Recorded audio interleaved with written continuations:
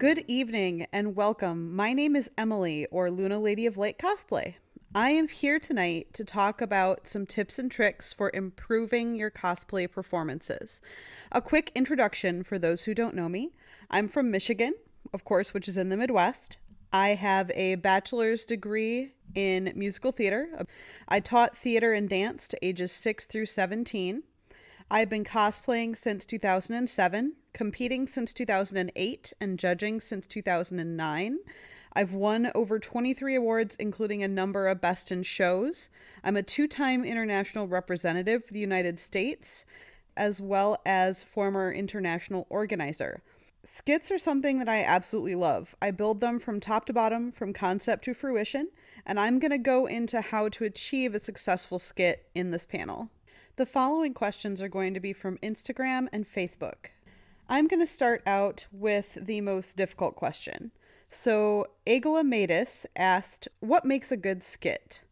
This is a really subjective question, as something that I may say is good, someone else might not enjoy. We all have different ideas of what good is, and I prefer to use the term successful. In all the contests I've judged, the skits that are usually the most successful are the ones that combine multiple elements and truly entertain the crowd. Elements are things like choreography, props, set, costume changes, sometimes a video screen, sound, effects where allowed. The performers use the space on the stage, they've rehearsed, and they are emotionally committed to what they're doing on stage. Also, it never hurts to surprise the audience. That being said, do you need big flashy props, videos, sets, and lots of people to have a good skit? No, you don't. But it is a lot harder to perform successfully without any extras as opposed to with these items. If you're looking to get good ideas on things that you can do as a solo or a group, I suggest watching the European Cosplay Gathering skit videos. European Cosplay Gathering is a major international competition that takes place every July in Paris. And they have a channel on YouTube where you can watch all of the previous competitions. They have groups of duos and trios as well as solos. I'm a firm believer that you can learn by watching and doing when it comes to skits. I always try to watch every skit in the competition because not only can you learn from what worked, you can also learn from what didn't. Sura Cosplay asked, do you make a cosplay based on a performance idea, or do you come up with the cosplay first and then the idea follows? So I've worked both ways, but I find that I am much more passionate about the idea when I have the idea first and then work the cosplay into the idea. However, I will say that a lot of my ideas come from equivalencies between properties. Examples of this would be from watching an anime and having it remind you of a song, or hearing a song and having it remind you of the plot in a game that you played. I find ideas like this tend to be stronger than, I want to make this big cosplay, what can we do to make it a skit? I've done those too, and those ideas never feel as strong to me, but it completely depends on how your artistic/creative brain works, because we're all different and this is just what personally works for me. An example from my past work would be my Sword Art Online skit for Clara Cow's Cosplay Cup in 2018. When I first watched the Mother's Rosario arc of Sword Art, it reminded me a lot of the book/musical Little Women.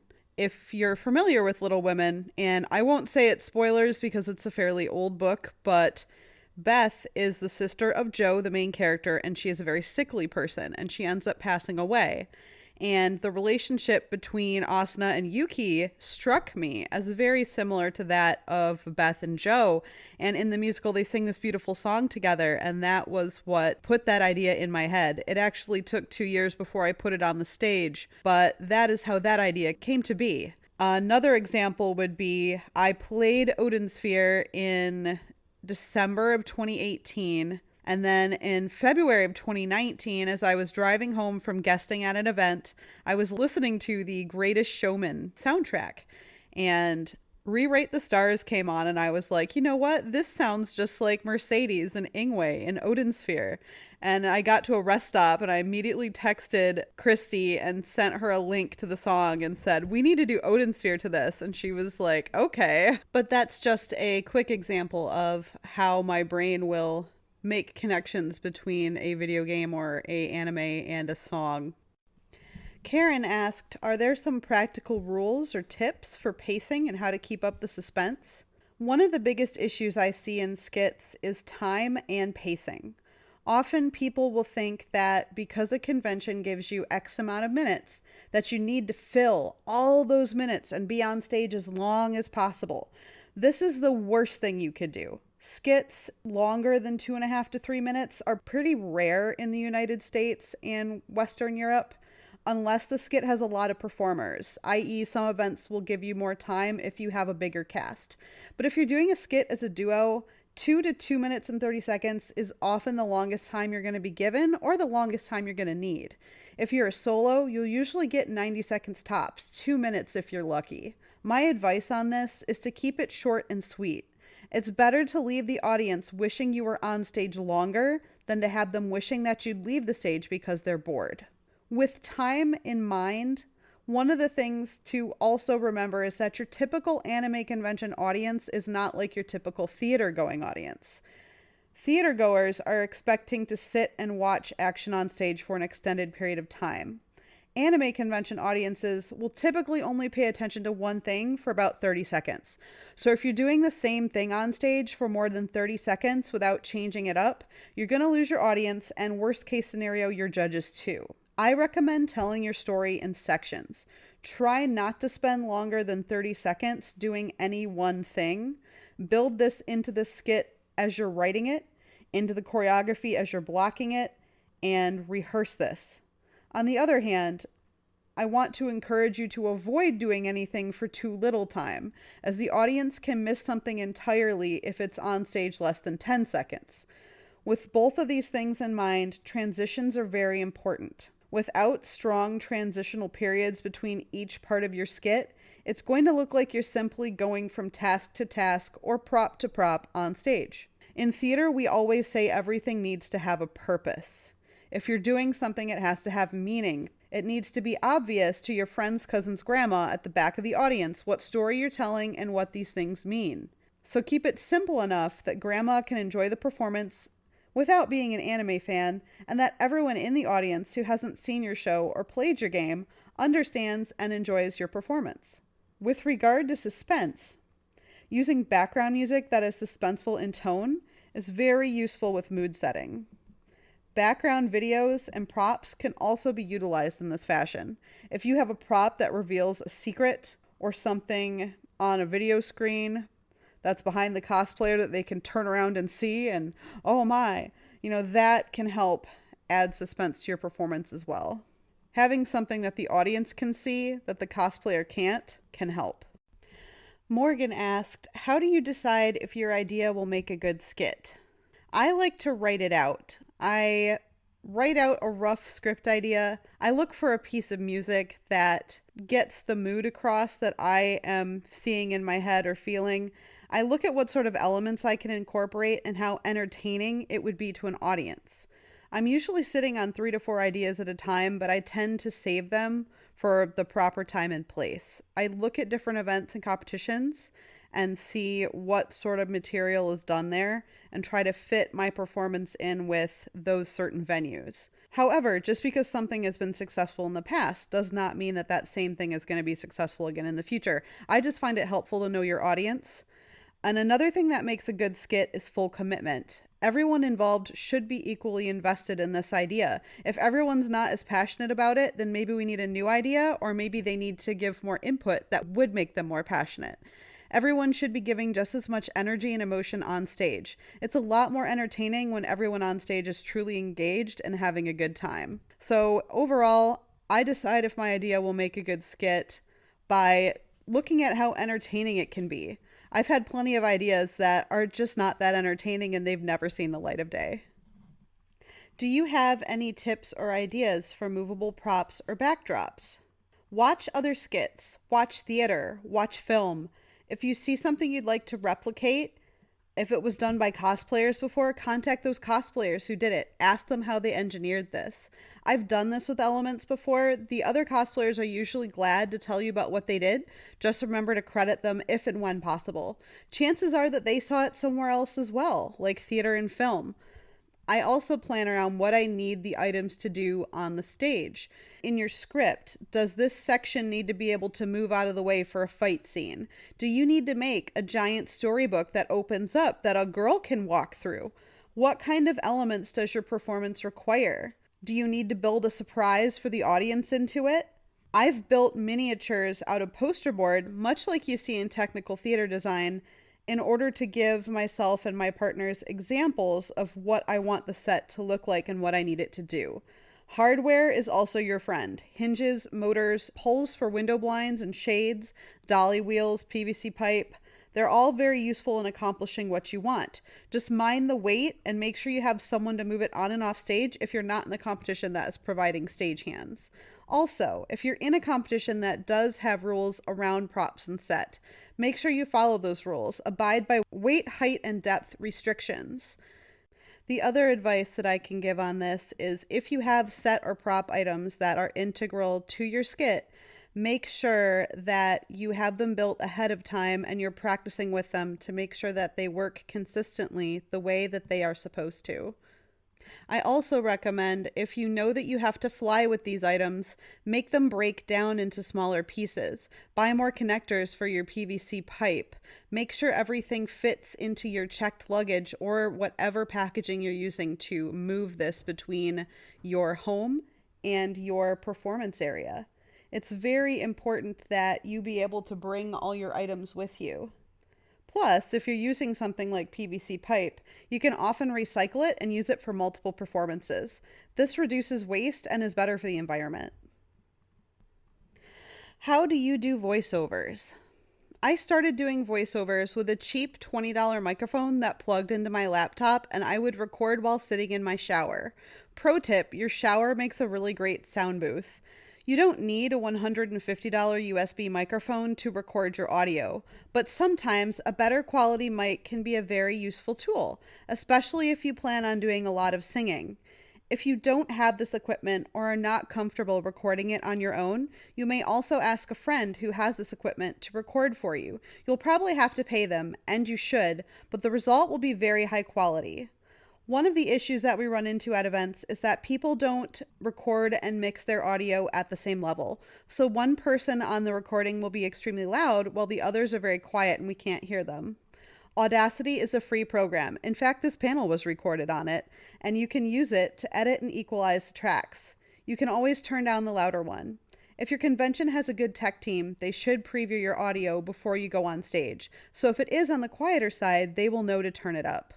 Another thing to keep in mind is that when you're doing the takes of your lines, do multiple ones. When you listen to them in playback, you may not like how you said this or that word and want to change it up. Review it and then record again. Try using different resonators. For those of you who are not vocal students, resonators are the cavities in your body, like your sinus cavity or your chest cavity, that can help you lower or raise your voice. For example, the head voice can be used for a distressed princess in trouble, and the chest voice can be used for a strong and brave woman. If you're interested in learning more about how different vocal registers can create different emotional responses, check out Linklater voice technique. Overall, the best voiceovers are accomplished when you do multiple takes and decide on your best lines and combine them into your best track. And then you can use free programs like Audacity to equalize your sound so that it will sound better on stage. How do you make use of the screen? Well, not all events will have a video screen for a backdrop to begin with, but if you're lucky, the event will. One of the major pitfalls that I see when this sort of technology is available is that people will fall back on it to tell their whole story. The screen should simply enhance your performance. It should not be your performance. To decide how to use the screen, I go through my script after my audio is finished and after I blocked out the entire skit, and I visualize what sort of effects I would like on the screen to complement the action that's happening on stage. Whether it's billowing dark clouds or a pulsating red evil light, it should never detract or distract from what you're doing on stage, but it should add to the effect. If you'd like to see a great example of this, please watch the skit from the 2019 World Cosplay Summit by Team Philippines. They did a fantastic job of utilizing the screen for effect in their skit without it being distracting, and they managed to meld that with physical props. So they combined two elements to entertain the audience. Maddie asked, stage blocking. I always have to plan skit blocking during practice due to none of the contests I enter having stage dimensions listed on their websites. How do you deal with blocking on the fly, or do you build the blocking into the skit? Well, since I come from the theater world, my answer to this one should be fairly obvious. Always plan out your blocking ahead of time. You can email the contest organizer or department head to find out what their stage dimensions are. Since one of the successful things a skit can do is use all of the space, I always block the skit out while we're developing it. This way, we can rehearse the blocking. We even film our rehearsals and watch them to determine if the blocking or if any proper set positions need to change. One of the golden rules of using the space is never turn your back to the audience unless there's a completely valid reason and your plot depends on it. Try to avoid it at all costs. Try to angle your body so that your front is still visible to the audience. In theater, we call this cheating out. For rehearsals, try to find an open space. I've used basements, backyards, large empty hallways at a convention center late at night. I've even rented recreational center and dance studio spaces for rehearsals. Whatever you do, give yourself the space to move around and up if you're doing something that requires high ceilings. But always, always rehearse that blocking. The worst thing is when I'm judging a skit and I can clearly see that one person did either all the choreography or all the blocking, and the other person is watching them out of the corner of their eye the entire time or over their shoulder because they don't know what they're supposed to be doing on stage. So always rehearse that blocking, please. Allison asked, speaking of rehearsals, I don't hear much about navigating rehearsals. I'd be interested to learn how people organize them, especially when your members live out of state. It is hard when not everyone can gather together to rehearse. I've performed the majority of my skits with my best friend who lives a 2.5-hour drive from me. But I have also performed skits with people from Canada, Indiana, and the West Coast, all in the same performance. Skype rehearsals and rehearsal videos are a thing. If I have a choreographed routine that others need to know, I will often film myself from behind so that the other person can learn the part as if they're following along in a dance class. I've filmed a few of these and they're useful to get someone used to the steps. However, you do need to practice with your group to make sure spacing and everything is correct. So in-person rehearsals leading up to or during the convention are very helpful. We often find an empty part of the Renaissance Center at YomuChan, usually the part that leads out towards the Bobian parking area, later in the evenings to practice with our large groups. We can get out our props. You can tape off an area on the carpet with blue tape just to make sure to move it after to see what your stage is and what your spacing is going to be. Sometimes when people are meeting up for an international, they will fly in to stay with their partner for a few days before they drive to the event. That gives them a few days to practice in person as well. That is always a great idea. But when in doubt, videos are always helpful. A fun story I can share about this is from this past holiday Matsuri. Christy and I needed to spend some time on the Saturday of the event because the contest was on Sunday rehearsing. So we found a back hallway that ended up being the back entrance of the Orlando World Center Marriott near a back parking lot. And we rehearsed there for a good 2 to 3 hours. And there was this one group that kept passing us because they were going to go get food or coming back. And by the second and third time, they were like, hey, did you guys figure out that part you were having trouble with? Hey, when's the show tomorrow? We can't wait to see you. This is also a random and fun way to make friends. Shout out to you guys. You were fun. Layla asked, how do you remember all of your stage cues? Repetition and rehearsal. One of the things I do is listen to my finished performance audio on repeat nearly every day until I know it backwards and forwards. I rehearse it in my head, at my desk, while I'm eating lunch, driving to and from work. I listen to this music constantly so I can be put in that headspace of where my character is emotionally and what that character is portraying at that moment on that stage. This might drive some people crazy, but I'm one of those people that can listen to that song that I like on repeat a million times and have it not bother me. So this happens to be what works for me. I also try to schedule in-person rehearsals every 2 weeks leading up to an event. Since I do have that 2.5 hour drive, it's not something I can do every week. I'm lucky that my partner and I can rent studio space from my former ballet teacher. Shout out to Miss V, you're awesome. But we rent that space, so I drive all the way out to the Detroit area from Grand Rapids every couple weeks to have a physical in-person practice with Christy. We do try to utilize full set and costume 1 to 2 weeks before the event so that we can be sure everything works. We can make any last-minute changes as necessary, and preparation is really just your best weapon to have a successful skit, is to be prepared, because the best thing you can do is be more prepared than everybody else. All right, so for the last question, it is for leading up to and being on stage. Alethea asked, what backup plan do you have in place if a convention loses or messes up your audio? Tips and tricks to keep the show going, because it's bound to happen. Omitted convention name here. So most events now will have you submit audio ahead of the convention so they can screen it for content. Almost every show requires audio to be pre-recorded because contest organizers do not like surprises in our PG-13 shows. It has happened. There are reasons we have these rules. I'm not going to discuss those here, but I'm sure you can find them on YouTube. But what if the con does not have you submit audio? I always bring my audio on a thumb drive. Back in the day, we brought CDs, but now most places want a USB. If something happens on stage and your audio gets cut, Christy and I always say, have an out. Always have a backup plan. So in our first try for the World Cosplay Summit, there's a part of the skit, which was our Chrono Cross skit, where we pull these long throwing scars out of a hollowed pillar. So many times in rehearsal, the pillar would fall over and it would throw the treasure, which happened to be a half-empty water bottle for practice purposes, that was on top of the pillar halfway across the room. We luckily did not have that problem on stage, but if something big happens on stage, go with it. You just have to go with it. Make it part of your performance. Gesture to the other person like, I can't believe you just did the thing, and tap dance your way off stage. But I don't know, just try to work with it. Thankfully, we were able to do this performance twice on stage without this happening. But the first time we performed internationally, so this was AnimeCon in the Netherlands. At that time, it was in The Hague. That was in 2016. We were performing a skit from Princess Jellyfish set to RuPaul's Supermodel. And the skit starts out with street noise and my character, who's Tsukimi. I'm wearing the frumpy sweats and skirt, and I'm trying to hand out flyers about saving this historic building. And Christy comes in dressed as Kuronosuke, and she does the RuPaul silence.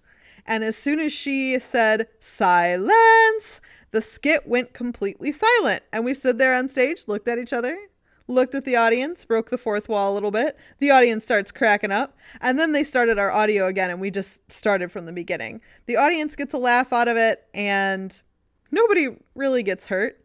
It's just, it's a minor setback, but you just keep going. Sometimes when something really big or unexpected happens, like a live bird flying at you, that happened to someone, or if your set piece breaks, like if it is such a big malfunction and a break that it falls on you or it falls on the stage, do not stop. Do not stop.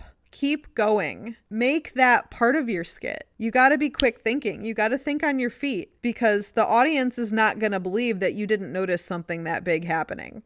So you got to go with it. Be mad at the other person. Oh, you broke my thing. How dare? And start a battle. Do something. The worst thing you can do is stand there, get upset, and start to break down on stage, because the audience is going to feel awful for you. The judges feel awful for you. And unfortunately, if you're in a televised competition, that moment will be saved for eternity on the internet. And that is not a good feeling. That is not a good feeling. So you just got to make the best of it. I was in a show in college where it was a children's show, and they decided to build a slide into the set. And it was a slide that came down from the lighting deck on the second floor down to the first floor.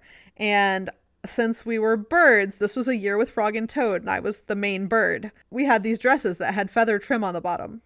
feather trim against like a fake countertop feel thing makes you slide like greased lightning. So this only happened once, and I think I did about 8 to 10 shows, but I went flying down this slide, flying so fast that I flew off the slide almost to a point where if I hadn't caught myself, I would have smashed my face into the stage. But I caught myself on the stage on the floor in the push-up position and looked at the audience.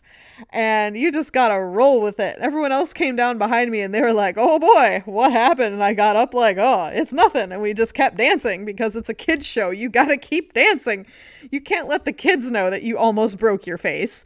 But that's kind of where that comes from, is that moment, especially if it's being filmed, is going to be memorialized. You got to think on your feet. You got to keep going. The show must go on. It's not just a song by Queen.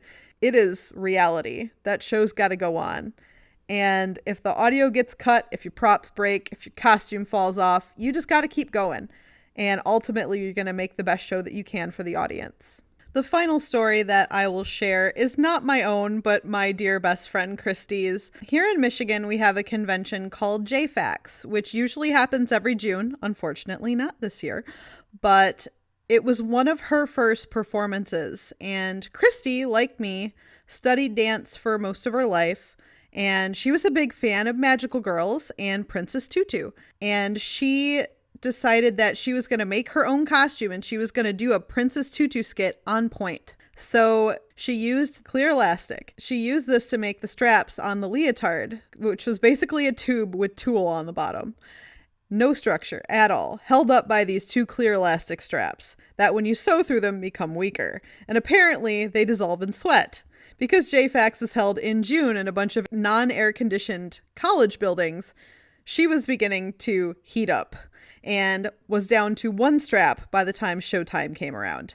And she had choreographed this beautiful little variation to Swan Lake, and she's performing on stage. And as she's performing on stage, she feels the strap go. And she takes her one arm and catches the dress before it falls down and starts to perform the rest of her skit with one arm holding the dress up and the other arm going through the ballet motions. And she gets to a point where she's in like a swan bow on the ground and she looks up at the sound booth and she makes the cut motion across her throat. Now in theater, it's a pretty universal sign for cut. And this guy isn't cutting the music. And finally he gets it and he cuts the music. And she ended up getting an award because she kept going.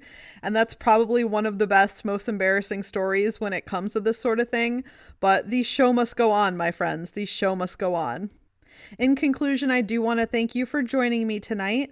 I am always glad to impart experience and my knowledge to others. If you have questions about skits that you want to do in the future or would like to bounce ideas off of us, Christy and I are always available. You can contact us on Instagram and Facebook at Luna Lady of Light or Karmata Cosplay or Karma Luna Cosplay, our joint page. If you'd like to follow our adventures as we are Team USA for GCOF, which is the Gyeonggi International Cosplay Festival in Korea, please follow our joint Instagram or our page. Other than that, we hope you have a great night. Stay safe, stay inside. We love you. Thank you.